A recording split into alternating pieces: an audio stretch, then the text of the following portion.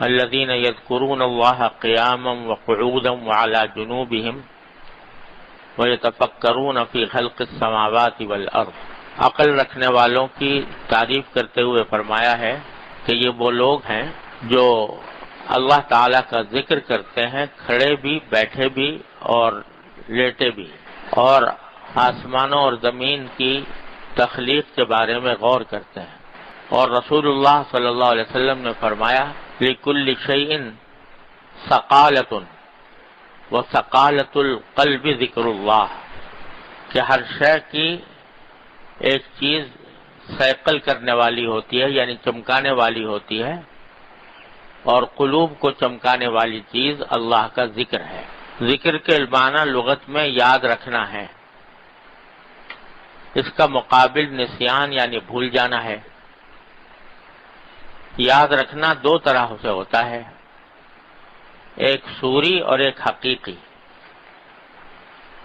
صوری زبان سے یاد کرنے اور نام لینے کو کہتے ہیں، اور حقیقی ادائے حقوق کو کہتے ہیں۔ ذکر لسانی یعنی زبان سے یاد کرنا بھی ذکر اللہ کا ایک فرض ہے مگر ناقص، اور ذکر حقیقی ذکر اللہ کا فرض کامل ہے۔ اگر دونوں جمع ہو جائیں یعنی ادائے حقوق کے ساتھ ذکر لسانی بھی ہو تو سبحان اللہ درجہ اکمل ہے۔ غرض کوئی خیر دنیا و آخرت کی نہیں ہے جو ذکر اللہ میں نہ آ گئی ہو۔ یہ جو بار بار عرض کرتا ہوں کہ اپنے سوچ کا رخ موڑنے کی ضرورت ہے کہ دن رات ہم جو دنیا کے کاموں اور دنیا کی راحتوں اور اس کی لذتوں کے خیال میں مگن رہتے ہیں، ان خیالات کا رخ اللہ جل جلالہ کی طرف،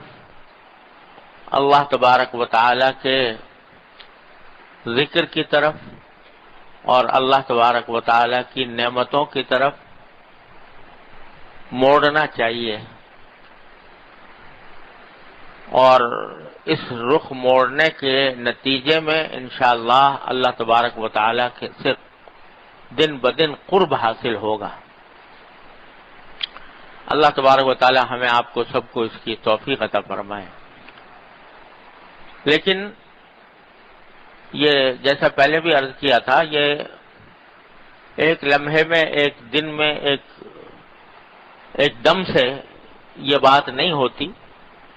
کیونکہ انسان کے خیالات جو ہیں وہ اس کے اختیار میں نہیں ہوتے، اکثر و بیشتر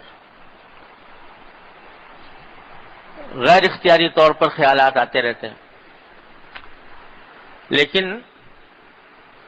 اللہ تبارک و تعالیٰ کی سنت یہ ہے اور تجربہ بھی یہ ہے کہ جس چیز کی اہمیت زیادہ ہوتی ہے اور جس سے محبت زیادہ ہوتی ہے اس کا خیال زیادہ آتا ہے۔ اگر انسان کو اپنے پیسے کمانے کی اہمیت ہے دل میں، اور دنیاوی راحت و آرام کی اور لذتوں کی اہمیت دل میں ہے تو اسی کے خیالات زیادہ آئیں گے۔ کسی شخص سے، کسی ذات سے، کسی کام سے، کسی چیز سے محبت ہے تو اس کے خیال زیادہ آئیں گے۔ تو اللہ تبارک و تعالی کے حضور پیش ہونے اور اللہ تبارک و تعالی کے سامنے جواب دہ ہونے کی اہمیت جب دل میں بیٹھے گی کہ پتہ نہیں کس وقت میری موت آ جائے، کس وقت میری آنکھ بند ہو جائے، کس وقت میں قبر میں پہنچ جاؤں، کس وقت میں اللہ تبارک و تعالی کے حضور حاضر ہو جاؤں، جب اس بات کی اہمیت دل میں آئے گی کہ آخرت زیادہ اہم چیز ہے بنسبت دنیا کے، دنیا کا کچھ پتہ نہیں کتنے دن کی ہے، اور جو لذت ہے، جو راحت ہے، جو مزہ ہے دنیا کا وہ فانی ہے، فنا ہو جانے والا ہے۔ کوئی لذت کامل نہیں، کوئی راحت کامل نہیں، مکمل نہیں۔ ہر لذت کے ساتھ، ہر راحت کے ساتھ کسی نہ کسی غم کا کانٹا لگا ہوا ہے، کسی نہ کسی فکر کا کانٹا لگا ہوا ہے۔ بڑے سے بڑا صاحب اقتدار، بڑے سے بڑا سرمایہ دار، مالدار، دولت مند، جس کو دنیا کی ساری راحتیں بظاہر میسر ہیں، لیکن اس کو بھی غم سے اور فکر سے چھٹکارا نہیں، بلکہ عام طور سے دیکھا ہے گیا جتنا زیادہ آدمی کی دولت ہوتی ہے، جتنی جائیدادیں ہوتی ہیں، جتنا تجارت وسیع ہوتی ہے، کاروبار بڑا ہوتا ہے، اتنے ہی غم زیادہ ہوتے ہیں، اتنی فکریں زیادہ ہوتی ہیں، چھن نہ جائے، یہ نہ ہو جائے، وہ نہ ہو جائے، ہر رات دن رات آدمی اس فکر میں مبتلا رہتا ہے۔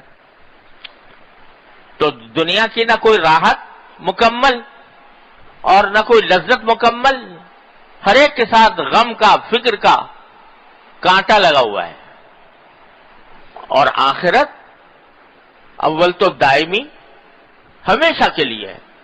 کبھی ختم نہ ہونے والی، اور اس میں اگر اللہ تبارک و تعالی اپنے فضل و کرم سے، اپنی رحمت سے نواز دیں اور اہل جنت میں شامل فرما لیں، تو صرف ایک نعمت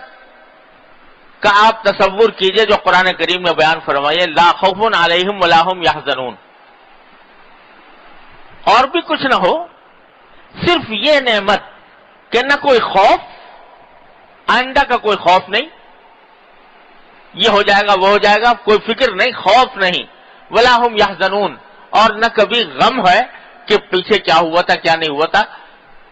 سب غم مٹ گئے، سارے خوف مٹ گئے، اور کچھ بھی نہ ہو تو انسان کا خوف اور غم سے خالی ہو جانا یہ اتنی بڑی عظیم نعمت ہے کہ آج ہم اس کی کا تصور بھی نہیں کر سکتے۔ اس واسطے کبھی لمحہ کوئی ایسا آیا نہیں زندگی میں کسی بھی انسان پر کہ نہ اس کو خوف ہو اور نہ حزن ہو، نہ کوئی غم ہو،